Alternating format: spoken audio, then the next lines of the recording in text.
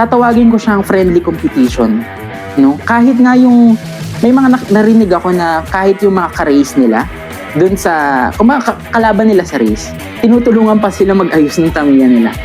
Preno, pangalawang auto, nakaangat yung preno. Paliwanag ko yun. Ano sir, paano ba gawin to? Tinulungan niya ako, talagang naglabas siya ng tools niya. Box stock is the most basic. Ito, kumbaga kung nagsisimula ka sa Tamiya hobby, ito yung una mong dapat laruan. Out of the box experience or out of the box product, lahat ng kasama lang sa loob ng kit na kagaya nito, yun lang yung pwede mong gamitin.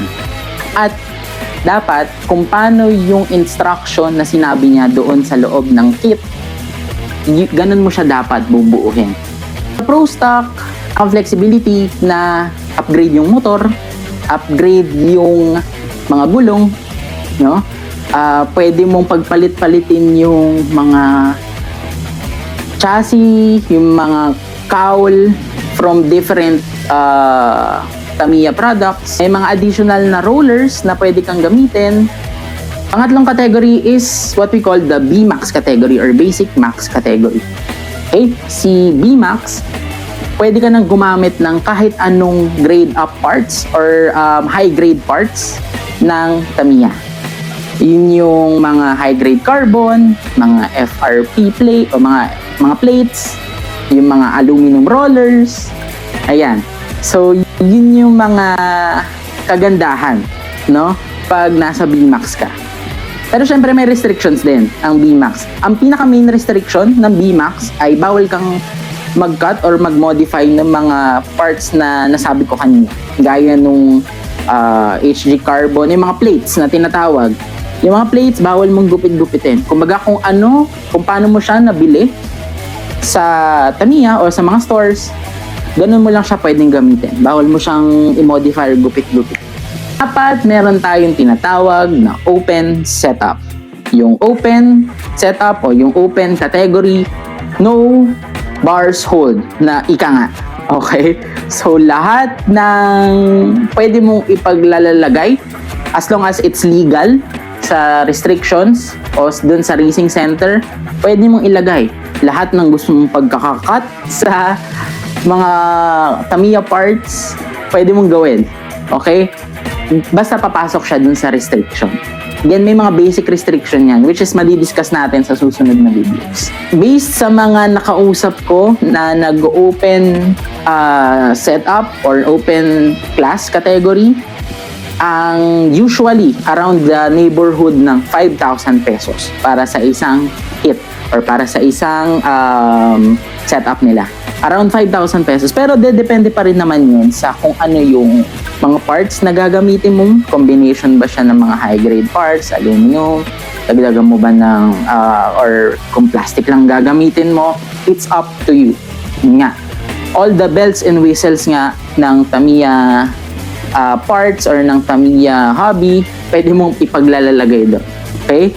And minsan may naririnig pa ako around mga 12,000 pesos sa isang kit kasi grabe yung modification, grabe yung mga parts na nilalagay nila doon. So yun yung 4 na category na dapat mong malaman pag magsisimula ka ng Tamiya hobby. I hope nakatulong ako sa mga undecided pa. Alam ko nanonood ka nitong video na to kasi iniisip mo kung magtatamiya ba ako, sisimulan ko ba to, ano yung mga dapat kong malaman. So ngayon, I hope nakatulong ako sa decision mo na simulan o kung ayaw mo man na itong Tamiya hobby na to. Pero isa lang masisigurado ko sa'yo, nakakatuwa siya. Nakakatuwa. Kahit anong category yung laruin mo, box stock, pro stock, B-Max at open class category, nakakatuwa siya. Ang saya niyang laruin kasi yung binuo mo, mapapaandar mo. Nakikita mo umaandar, nakita mo, nauunahan ko siya. Kaso nauunahan niya ako, mga ganon. Nakakatuwa siya. At hindi mahirap magtanong sa mga experts, kahit sa mga groups, sa mga Facebook group community, napakadali lang magtanong. Ang unang auto mo, nakasagad ang preno pababa, ibig sabihin, namimreno ka sa slope, bababa yung talon mo, swabe yung lapag. Mabagal yung takbo mo kasi mamemreno ka.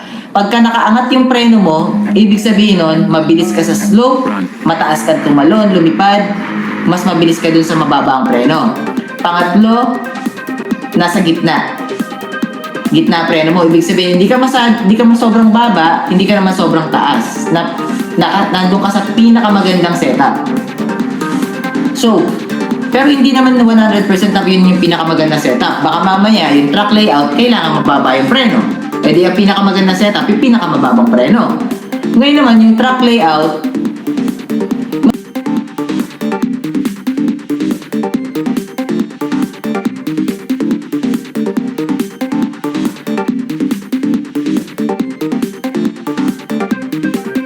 Tol, sino kalaban natin, Tol? Adrian. Adrian, Tol. Ayun na, Tol, ayun na. Rematch. Kami, magkasabay kami mamaya. Oh, rematch. Tol. Video kami yung Tol. Rematch yan.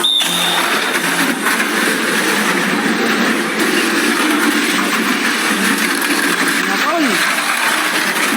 Galit na galit yung kay Adrian.